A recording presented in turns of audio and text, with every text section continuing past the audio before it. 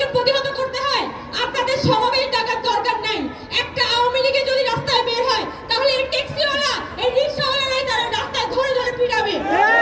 নূর হোসেন পরবর্তী সময়ে তার সাথে যুদ্ধ হয়েছে আবু সাইদ, মুগ্ধ, ওয়াসিম সহ অসংখ্য হাজার হাজার শহীদ। আমরা আজকে এখানে প্রতিজ্ঞা করতে চাই, আর কোন নূর হোসেন আমরা রাস্তায় দেখতে চাই না।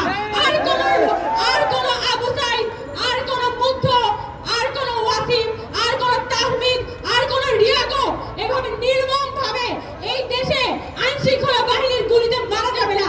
এটা আমাদের প্রতিজ্ঞা। আমরা বলতে চাই যে ইতিহাসকে আওয়ামী লীগ কবজা করতে চেয়েছে, যে ৭১